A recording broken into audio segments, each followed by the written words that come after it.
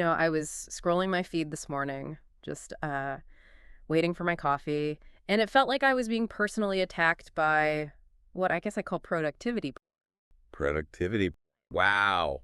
That is a very vivid way to put it. But it's accurate, right? I mean, within 30 seconds, I saw a guy plunging into an ice bath at 4 a.m., another person training for an ultra marathon while also, running a tech startup, Oh, yeah. and a third who apparently overhauled their entire personality in a single week. It's just exhausting. We are obsessed with this narrative of radical cinematic transformation, the big before and after. It's the montage effect. Mm. We want the movie montage where the character works out for, what, 3 minutes of screen time, cuts out the junk food, and suddenly they're a hero. Right. And it creates this crushing unspoken pressure that if you aren't reinventing your entire existence overnight, you're failing somehow. Yeah. Which is exactly why I'm so relieved to be looking at this specific stack of research today. We are doing a deep dive into a text called The Power of Small Habits: How Tiny Actions Shape Our Lives. And the headline here is basically, Stop Trying to Be a Superhero. It is a massive reality check and a welcome one. Yeah. The central argument here is that real, lasting change is actually, well, it's boring. Boring. That's a hard sell. It is. It's quiet. It's uninstagrammable. True transformation doesn't happen with fireworks. It happens with things that seem, almost insultingly small. Like drinking a glass of water. Or reading 2 pages. Writing 1 sentence. And that's our mission for this deep dive. We really need to unpack why we underestimate these tiny choices. We're going to look at the biology, the actual math of how habits compound, which is wild, and why motivation might actually be the villain in your story. That's the part that usually trips people up. We think we need more motivation, but the research suggests it's actually the enemy of consistency. Okay, so let's get into the machinery of this. Before we talk about how to change, we need to define what a habit even is.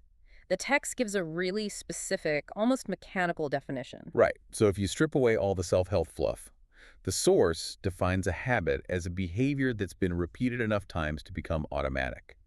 The key word there is automatic. Your brain is, first and foremost, an energy-conserving machine. So it's lazy. Efficient is the polite term. Thinking is expensive, evolutionarily speaking. It uses a ton of energy. If you had to consciously negotiate every single action, how to brush your teeth, which shoe to tie first, you'd be mentally incapacitated by 10 a.m. I feel like that some days anyway, but I see your point. The brain is just putting things on autopilot to save fuel. Exactly. It creates a shortcut, a little script. And once that habit is formed, the prefrontal cortex, the part of you that thinks, it just goes to sleep during that action. And the text points out that this mechanism doesn't care if the habit is good or bad. It's value neutral. Your brain doesn't care if the habit is exercising or doom scrolling until 2 in the morning. It just loves that it doesn't have to think about it. So when I find myself mindlessly opening social media, that's not a moral failing. It's just my brain running an efficient script. Precisely. It's biological efficiency. And that's so important because it removes the shame. You aren't broken. You just have a very efficient script running that you didn't intentionally write. Okay, so that's the biology. But the part of the research that really blew my mind was the math. The source talks about compounding, which I usually associate with, my retirement account. And this is the core argument for why small habits are so powerful. We all get compound interest with money. You save $1 today, it's nothing. But over 30 years, it's a fortune. Behavior works the exact same way, but we don't see it because of what the source calls the time gap. The time gap, the delay between the action and the result. Yes. And this gap is really dangerous. Yeah. Look at the negative side. If you eat a massive greasy burger today, do you instantly have a heart attack? No. I might feel a little sluggish maybe, but I look the same in the mirror. Right. The immediate feedback is negligible. If you skip the gym today, your muscles don't shrivel up by sunset. Because nothing bad happens immediately, we assume the choice didn't matter. But if you repeat that choice for 5 years, then the result is drastic. Yeah. It's like the consequences are invisible until they're suddenly unavoidable. And the text argues the exact same thing happens with positive habits, which is just so frustrating for people. Oh, it's the worst. If I go for a run today, I don't come home with abs. If I study Spanish for 20 minutes, I'm still not fluent. And because you don't see the result, you stop. You think, this isn't working. But the source makes a really clear point here. You are looking at the magnitude of the result when you should be looking at the direction of the trajectory. There was that line in the notes. The real power of small habits lies in their direction, not their intensity. Think of it like a plane taking off from LA. If you shift the nose just a few degrees south, you don't notice it at takeoff. But after 6 hours, that tiny shift means you land in Mexico instead of New York. A 1% change is invisible in the moment. Completely invisible. But over a lifetime, it's the difference between two completely different people. That's both terrifying and kind of empowering. It means today matters, even if it doesn't feel like it. It means today is the only thing that matters. But that brings us right to the problem. We know this stuff intellectually, right? I know I should write more, but I just don't. I sit around waiting to feel inspired. And the source basically says, stop waiting. It calls motivation a fair weather friend. I like that. It's a crucial distinction. We treat motivation like it's a prerequisite for action. I'll do the thing when I feel like doing the thing. But feelings are just weather. They change every 10 minutes. I might feel motivated at 8 a.m. and totally drained by 8:15. Exactly. So if your whole plan relies on you always feeling energetic and inspired, you are literally designing a plan for failure. The source argues we need to shift from relying on motivation to relying on systems. Okay, systems sounds very unsexy. It sounds like bureaucracy. What does a system actually look like for someone just trying to, say, read more books? A system is just a way to automate the decision, to lower the barrier. It's really about environment design. The source gives this great example. If you want to read more, a system isn't telling yourself to try harder. No. A system is placing the book on your pillow every single morning. Huh. So you physically can't get into bed without moving it. You're forcing the interaction. You're reducing the friction, or, the gym clothes example. If you want to work out in the morning, the system is laying out your clothes, shoes, water bottle, everything the night before. You're making it so the lazy option is actually the good option. Yes. And you can flip it for bad habits. The text talks a lot about environment over willpower. We love to think we're these masters of our own destiny, but we are mostly just products of our environment. If there are cookies on the counter, I will eat a cookie. You will eat a cookie, not because you're weak, but because it's there. The source says, don't try to resist the cookie. That costs willpower. Just move the cookies. Put them in an opaque jar on a high shelf. Increase the friction. Exactly. Make the bad habit annoying. Unplug the TV after every use. You have to physically plug it back in. Charge your phone in the kitchen so you can't scroll in bed. You aren't trying to be better. You are designing a space where being better is the default. It's admitting our willpower is finite, so we shouldn't waste it on something a plastic jar could solve. That is a perfect summary. You're hacking your own laziness. I love that. It feels much more achievable than developing iron discipline. But I want to pivot here because the source goes even deeper. We've talked about biology, math, environment, but then the text gets a little philosophical. It talks about identity. This is the trippiest part of the research, I agree. But it's also the most profound. Usually when we set goals, we look at outcomes. I want to lose 20 pounds. I want to finish a manuscript. Right, the results we want. The New Year's resolution list. But the text suggests those are the wrong targets.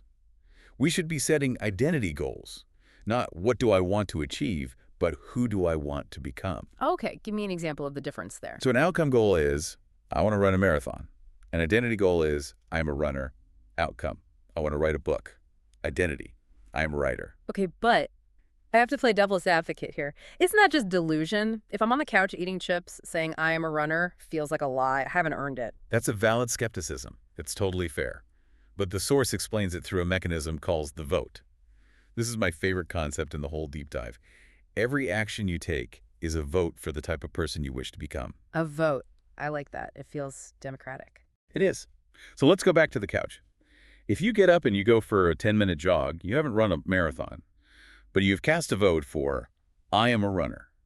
If you sit down and write 3 sentences, you've cast a vote for, I am a writer. So you don't need a landslide victory right away. You just need to start casting some votes. That's it. No single instance transforms you, but as the votes build up, the evidence of your new identity grows. You start to look at yourself and say, I guess I am the kind of person who works out because you have a pile of receipts proving it. That completely changes the stakes. Writing a novel is a mountain. It's scary. But writing one sentence, I can't fail at that. And the text is saying that if I write that one sentence, I get to claim the identity of a writer today. It shifts the gratification into the present. You get to feel good about who you are right now instead of waiting for some distant reward. And here comes the reality check again. Even with all this, there is that period we talked about, the time gap. The source calls this the valley of disappointment. Yes, the valley. This is where good intentions go to die. It's that period where you're doing all the right things, you're casting the votes, you're eating the broccoli, and nothing is happening. The scale hasn't moved. The bank account looks the same. It feels like you're working for free. This is where most people quit. They say, I've been running for a month and I can't see a change. The source uses a beautiful analogy to get us through this, planting a seed. Walk us through that. So imagine you plant a bamboo seed. You water it, give it sunlight, you do all the things. Every single day. For 5 years, you see nothing. Literally nothing on the surface. 5 years. I would have given up and planted something else. Most people would. But what the text explains is that underground, this massive root system is spreading out, building the foundation. And then in the 5th year, the bamboo shoots up to 80 feet tall in just 6 weeks. Wow. So the growth didn't happen in 6 weeks. It happened over 5 years of invisible work. Exactly. Your habits are the bamboo. You are building the root system right now. The results are latent. They are stored energy. And if you quit because you don't see the sprout, you lose everything right before the big breakthrough. That is so hard in our culture, though. We're wired for instant gratification. If I send an email, I get a reply. If I tap a button, food shows up. Doing something for weeks without a gold star feels useless. It feels useless, but it's actually structural. That's why the text hammers home consistency over intensity. We have this burnout cycle where we try to force the plant to grow. The January 1st syndrome. I'm going to work out for 2 hours a day. I'm going to learn French in a month. And by January 15th, you're injured or exhausted and you quit. That's intensity. Intensity makes a great story. Consistency makes a great life. It's also about self-trust, isn't it?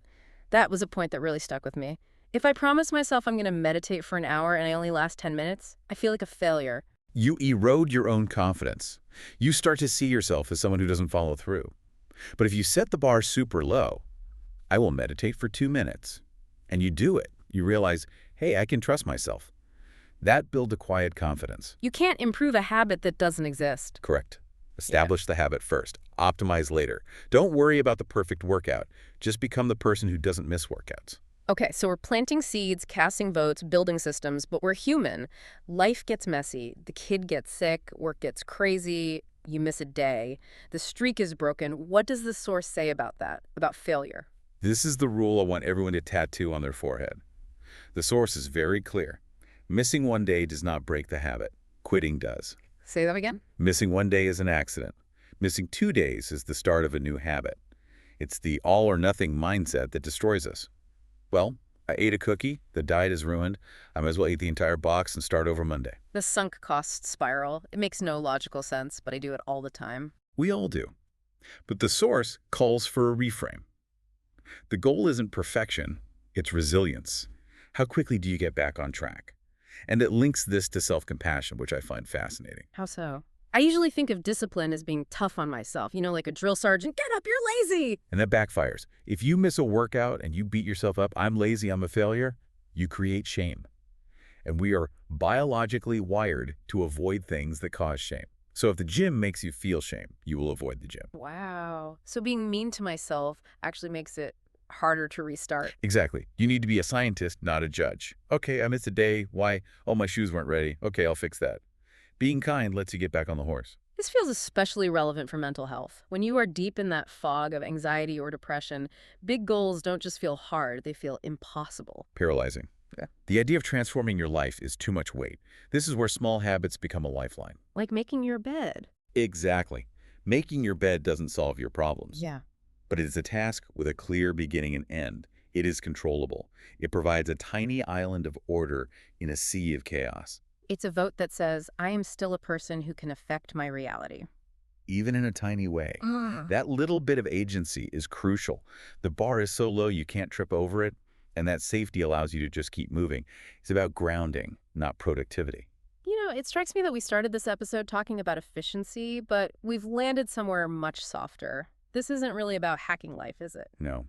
If you zoom out, the message isn't about speed. It's about patience. And, in a way, Faith in the process. we live in a world that screams for speed. Get rich quick, lose weight fast. This text is asking us to slow down. It's reminding us that the person you will be in 5 years isn't defined by one heroic decision. It's defined by what you do on a typical Tuesday morning when no one is watching. It removes the pressure. You don't need to be a superhero. You just need to start small and trust that the math will work. And realizing that those boring moments, the single glass of water, the one sentence, those aren't distractions from your life. Those are the building blocks of your life. They quietly determine who we become. They're the votes. And the polls are always open. That is a powerful place to land. So I want to leave you, our listener, with a challenge. We talked about how every action is a vote for your identity. So think about the very next thing you're going to do after this audio stops, not some big plan for next week. The next thing, maybe it's walking to the kitchen or opening an email. Who are you voting to become with that one tiny action? Make it a vote that counts. Thanks for diving in with us. We'll see you next time.